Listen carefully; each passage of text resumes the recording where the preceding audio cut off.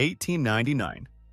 A barber's son with no money arrived in New York City and found a Harlem that white landlords swore would never house a single black family.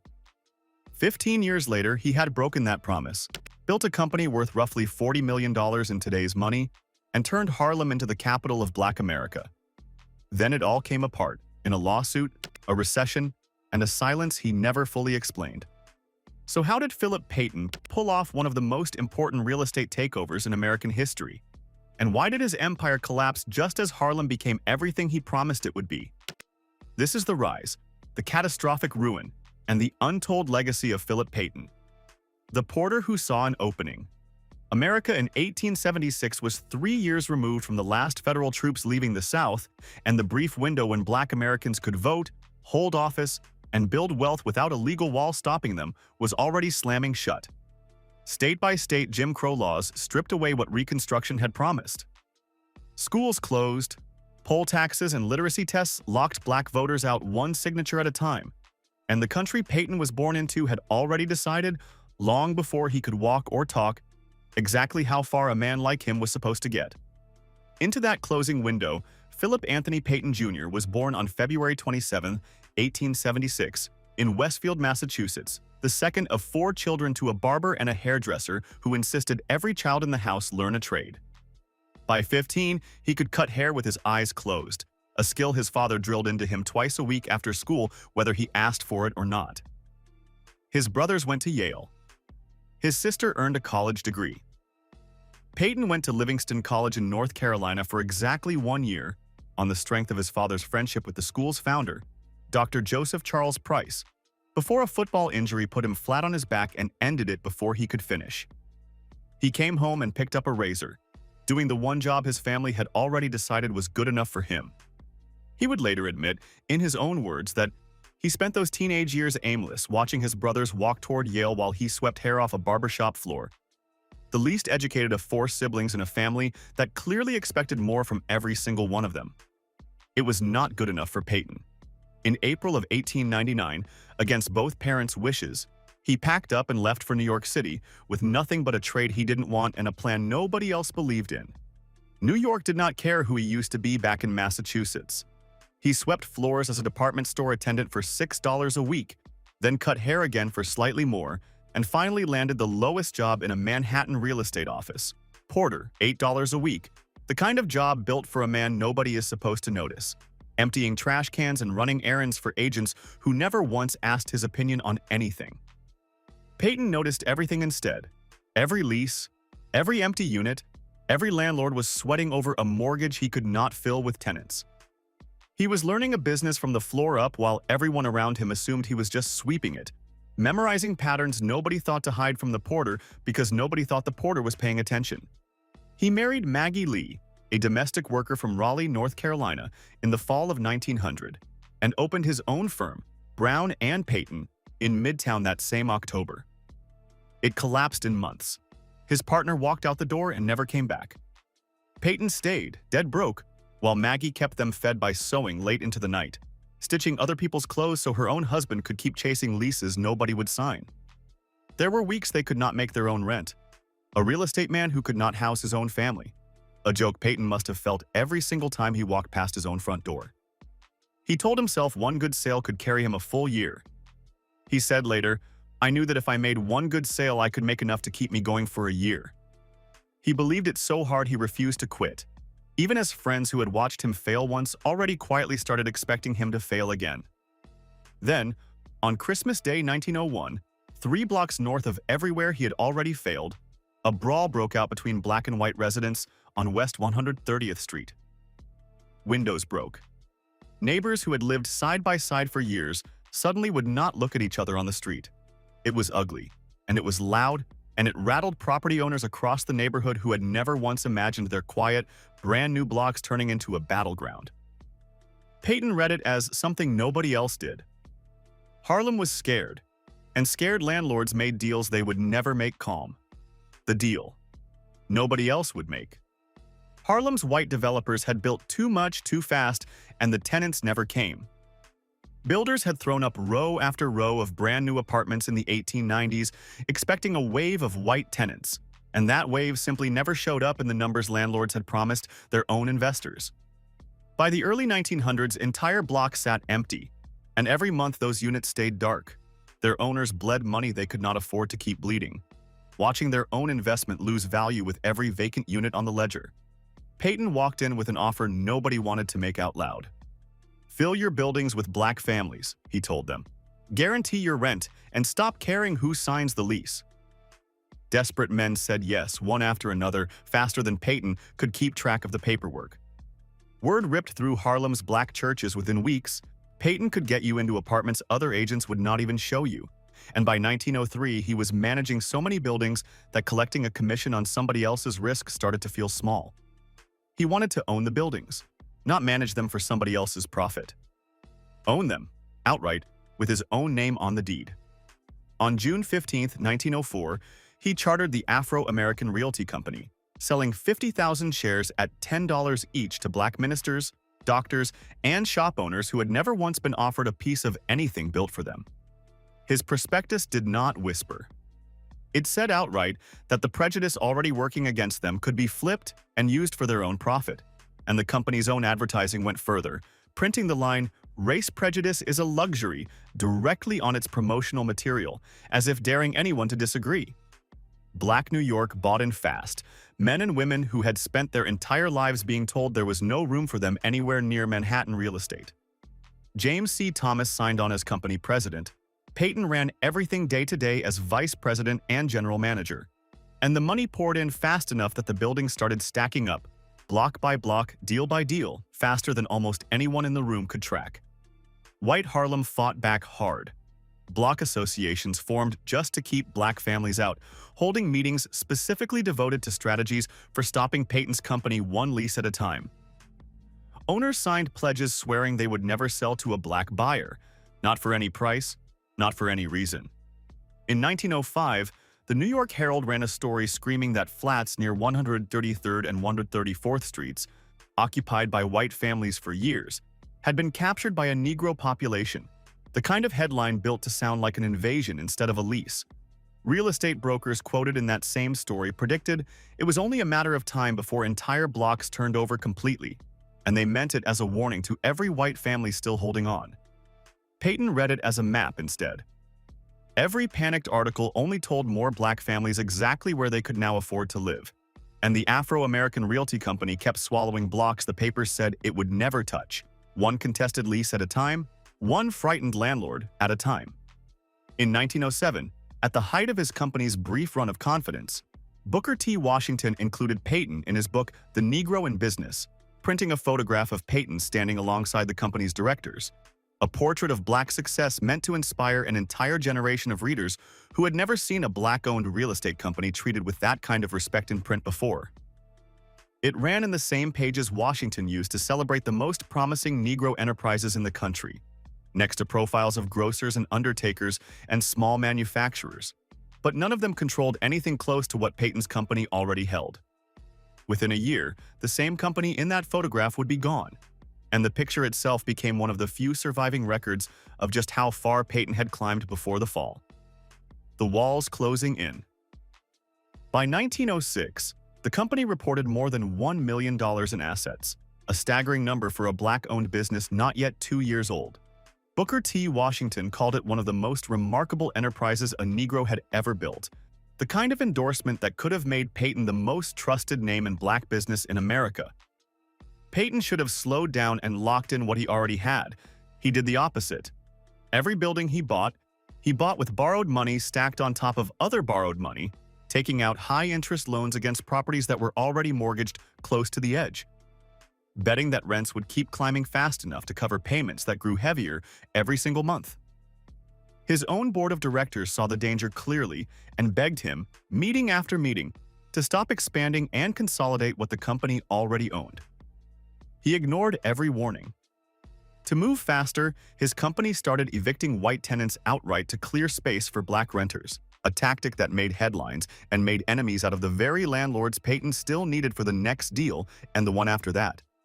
He was not managing a company anymore. He was gambling one, doubling down on every property he touched, and he was the only man in the building who could see how far behind the bets already were. Then the walls came in all at once.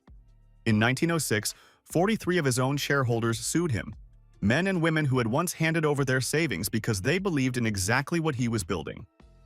The suit claimed Payton had lied about how much property the company actually owned and hidden how deeply mortgaged all of it really was. He stood in court and watched people who had trusted him with everything argue that he had been lying to them the whole time. People whose names he almost certainly recognized from the very churches and social clubs where he had first pitched the company. Men who had shaken his hand and called him brother before they ever called him a defendant. The courts cleared him of fraud but ruled the company itself guilty of misrepresentation, and by then it did not matter what the verdict said. Confidence vanished overnight. The same investors who had once lined up outside his office to buy shares were now lining up to demand their money back, and there was no line of new buyers left to replace them. The company somehow scraped together a first dividend in June of 1907, one last show of strength meant to prove the doubters wrong. It fooled nobody. Credit dried up completely. Banks that once returned his calls stopped answering, and every landlord who had quietly resented his eviction tactics now had a reason to freeze him out entirely. Then the recession of 1907 slammed into New York's housing market at the exact moment Payton had no cushion left to absorb it, and rents across the entire city started falling just as his mortgages came due, one after another, like a row of dominoes he had stacked himself. He went looking for a lifeline, begging Booker T. Washington to reach Andrew Carnegie on his behalf, one of the richest men alive, the kind of donor who could have erased Payton's entire debt without noticing the dent in his own fortune. Washington said no. Payton went to Carnegie directly, hat in hand, and was turned away flat, with no explanation, no second meeting, and no second chance. By 1908, the Afro-American Realty Company had quietly stopped doing business altogether.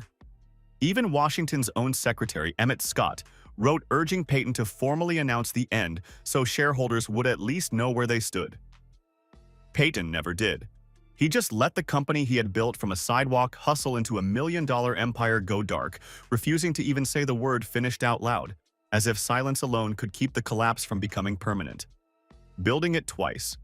Most men buried by a scandal that public would have disappeared from the industry entirely, changed their names, left the city, and found some quieter way to make a living where nobody would recognize them from the newspapers. Payton rebuilt instead.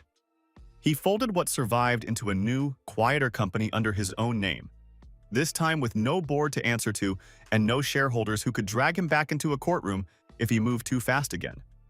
He had learned exactly one lesson from 1908, and it was not caution, it was privacy.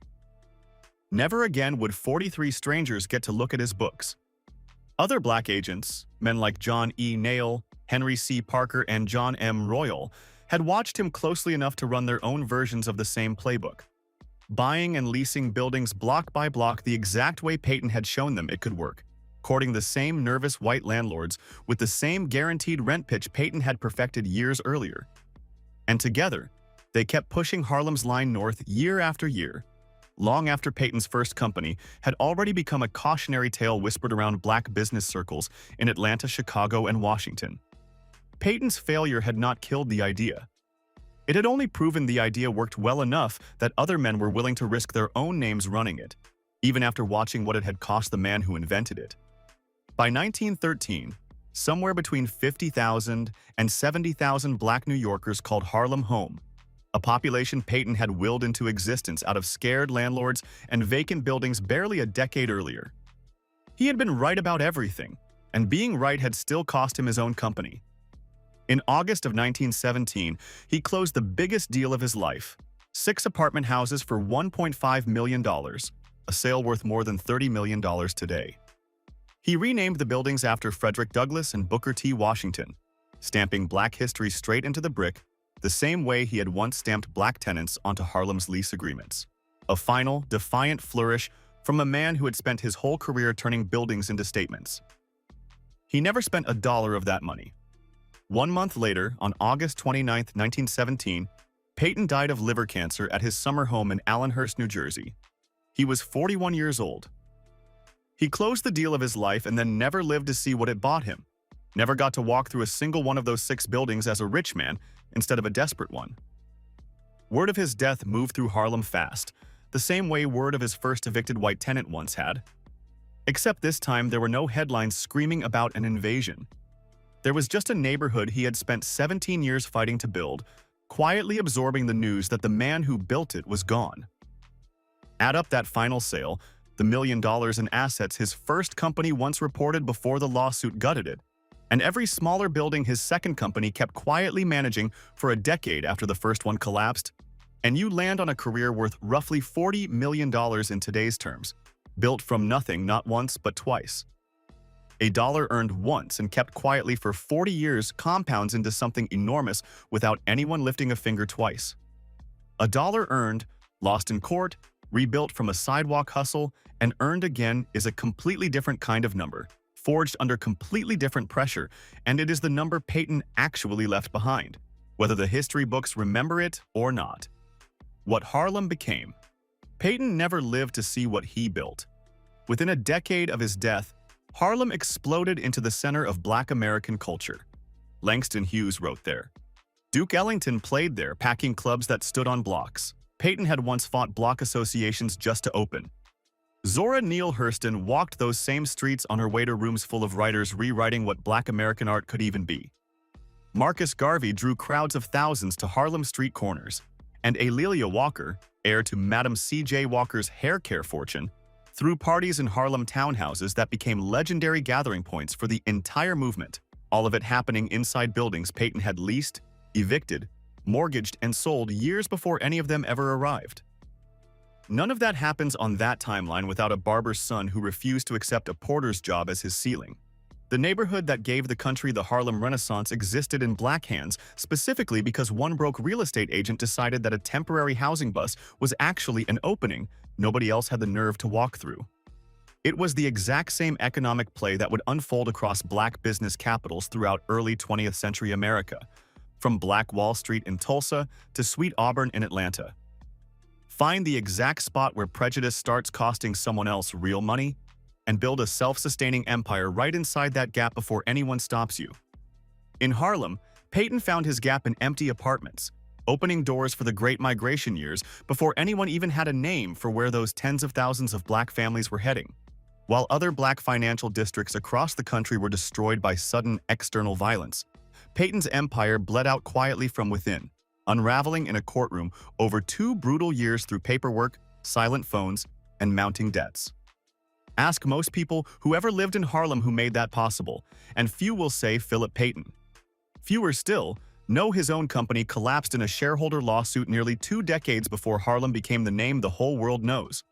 John E. Nail and Henry C. Parker kept his second company running after he died, carrying his methods straight into the very decade that made Harlem legendary. Proof that what Payton built was sturdier than his own bank account ever was. Sturdy enough to outlive a lawsuit, a recession, and the man who founded it. His old home on West 131st Street reportedly still stands today. Unmarked, no plaque, no tour stop, a quiet footnote to a man who rewired an entire neighborhood's racial map and then all but vanished from the story he wrote, remembered by historians more than he is remembered by the millions of people who have walked streets he fought to open. He never claimed to be fighting segregation on principle. His own prospectus said the quiet part out loud. Prejudice could be flipped into profit, and that bluntness is exactly why his name never got the same textbook treatment as the era's more famous civil rights leaders. He was not trying to end the color line. He was trying to make Black Harlem the most profitable side of it, and he pulled that off twice, under 2 different names, in 2 different decades, even after his own shareholders and a national recession had already tried to bury him for good once. A man who built an empire, lost it in open court, and built it again in silence deserves more than a footnote and an unmarked house. He deserves the same name recognition as the neighborhood he built from nothing, twice, with nobody's money but his own reputation the second time around, and nobody left to sue him if he got it wrong again. Philip Payton bought Harlem block by contested block, lost his company to a lawsuit and a recession, built it back from nothing, and died 1 month after closing the biggest sale of his life. Did he deserve more credit for what Harlem became? Should more of these black wealth stories be taught alongside the neighborhoods they actually built? Let us know in the comments below. Like the video if this changed how you see Harlem's history. Share it with someone who needs to hear Payton's name. Subscribe to Black Status for the next hidden fortune history left behind, and hit the bell so you never miss one.